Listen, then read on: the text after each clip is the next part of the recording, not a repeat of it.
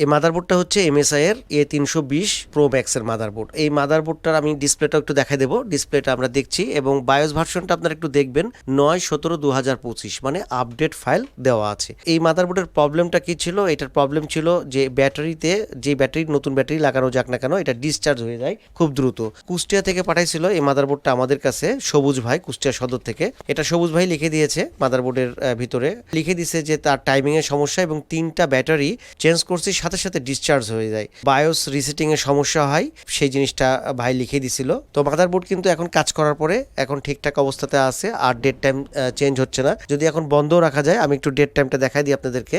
এখান থেকে দেখেন এই টাইমটা একদম ঠিক থাকবে। যদি এই যে পাওয়ার সাপ্লাইয়ের যেই কেবলটা, সেই কেবলটা যদি এটা ডিসকানেক্ট করে দেওয়া যায়, কম্পিউটারটা যদি অফ করে দেওয়া যায়, তাহলে ডেট টাইমটা চেঞ্জ হবে না। তো এটার প্রবলেমটা কি হয়? এটা খুবই ছোট্ট একটা প্রবলেম। তো এই ধরনের প্রবলেমগুলো হলে আপনারা কোথায় ট্রেস করবেন অথবা কিভাবে এটা সলভ করা যায় সেই বিষয়গুলো নিয়ে আজকে কথা বলবো, বোর্ড ভিউ এবং ডায়াগ্রাম দুটা থেকেই।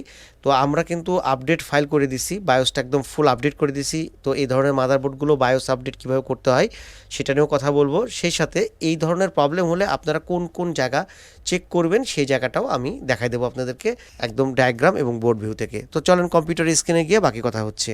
তো এটা হলো MSI এর 320 এই মাদারবোর্ডের বোর্ড ভিউ। আর একটা জিনিস বোর্ড ভিউয়ের সাথে লাগে কাজ করার জন্য, সেটা হলো ডায়াগ্রাম। তো দুইটা একসাথে থাকলে কাজ করতে অনেক সুবিধা হয়।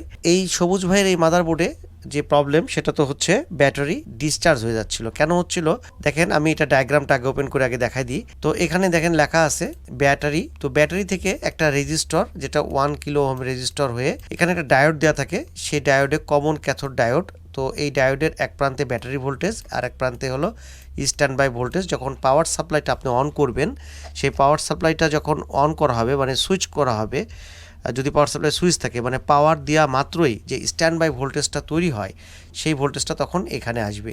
আর যখন স্ট্যান্ড বাই ভোল্টেজটা থাকবে না তখন কি হবে, এই ভোল্টেজটা কাটা থাকতেছে, শুধুমাত্র ব্যাটারির এই ভোল্টেজটা এসে ভি ব্যাট নামে ভোল্টেজটা তৈরি হবে। তো যদি কোনো কারণে আপনার এই যে ব্যাটারির ভোল্টেজটা না থাকে অথবা ব্যাটারি না থাকে, তাহলে সিমসটা ক্লিয়ার হয়ে যায়, মানে ডেট টাইমটা সেভ থাকবে না। এইটাই ছিল প্রবলেম, যে ভাইয়ের হচ্ছে ব্যাটারিটা দ্রুত ডিসচার্জ হয়ে যাচ্ছিল, যার কারণে ডেট টাইমটা সেভ থাকছিল না। তাহলে কি কি প্রবলেম হতে পারে, আমি বোর্ড ভিউয়ে যাচ্ছি। বোর্ড ভিউয়ে দেখেন এখানে লেখা আছে ব্যাট 1। এই বোর্ড ভিউগুলো এই কারণে কাজে বেশি আসে যে এখান থেকে একটা মাদারবোর্ডের কম্পোনেন্টস কোথায় আছে, কোথায় কোন লোকেশনে আছে সেটা খুব সহজে বোঝা যায়, যেটা ডায়াগ্রাম থেকে কিন্তু বোঝা যায় না। যার কারণে কাজ করার সময় দুইটা একসাথে নিয়ে কাজ করলে সবচেয়ে সুবিধা হয়। তো এখানে যে রেজিস্টারটা দেখতে পাচ্ছি এটা হলো R845 রেজিস্টার।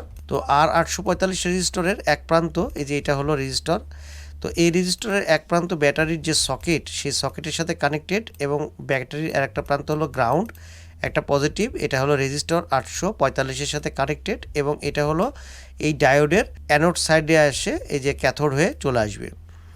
তো এখানে হলো ভি ব্যাট, আসার পর এখানে ভি ব্যাট হবে, আর এখানে হলো SIO 3 ভোল্ট, এটা হলো স্ট্যান্ড বাই ভোল্টেজ, যদি আমরা পাওয়ার দিয়ে রাখি সাপ্লাই থেকে আসবে।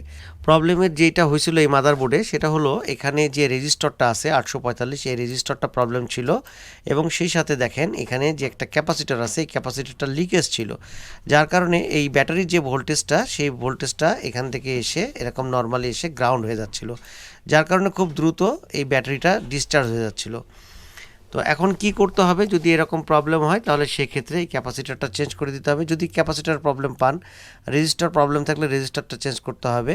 তো আমরা এই মাদারবোর্ডে কি করছি, আমরা এই মাদারবোর্ডে হচ্ছে রেজিস্টারটা চেঞ্জ করে দিছি, একটা 1 কিলো ওহমের রেজিস্টার দিয়ে দিয়েছি, সেই সাথে ক্যাপাসিটারটাও চেঞ্জ করে দিছি, ডায়োডটা চেঞ্জ করে দিছি। যেহেতু কুষ্টিয়া থেকে পাঠাইছে মাদারবোর্ডটা, তো যার কারণে যদি এই ডায়োডটা আবার ইন্টারনালি লিকেজ থাকে, দুর্বল থাকে, তাহলে সেক্ষেত্রে আবার কয়েকদিন পরে প্রবলেম হতে পারে, এই জন্য এই ডায়োডটাও কিন্তু চেঞ্জ করে দেওয়া হয়েছে।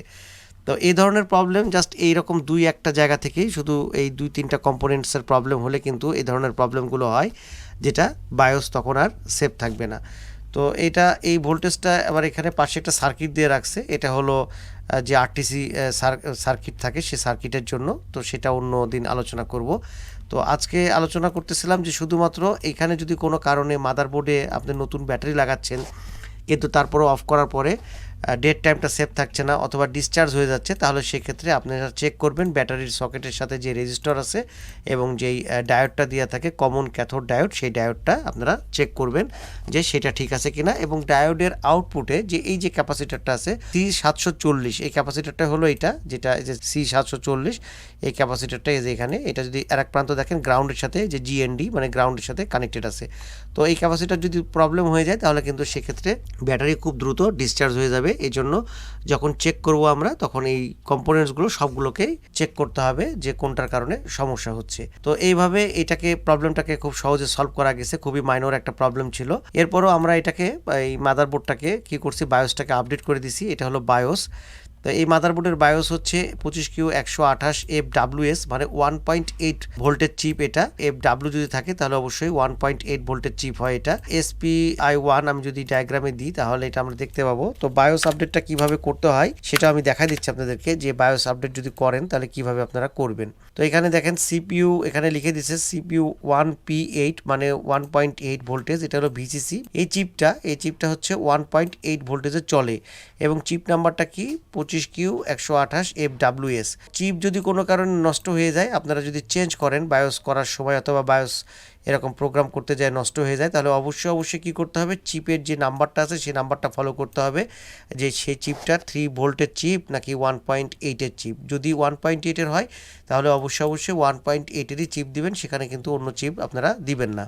তো এই চিপে আমরা যখন প্রোগ্রাম করব তখন কিভাবে করব, এটা প্রোগ্রাম করার জন্য আমাদেরকে যেতে হবে এই যে মডেলটা, এই মডেলটা আপনারা ক্রমে টাইপ করবেন।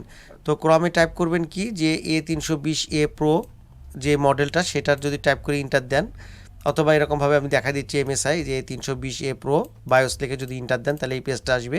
এই পেজটা আসলে প্রথমে যে ড্রাইভার অ্যান্ড ডাউনলোড, সেখানে ড্রাইভার যদি নিতে চান তাহলে ড্রাইভার, বায়োস নিতে চাইলে বায়োস।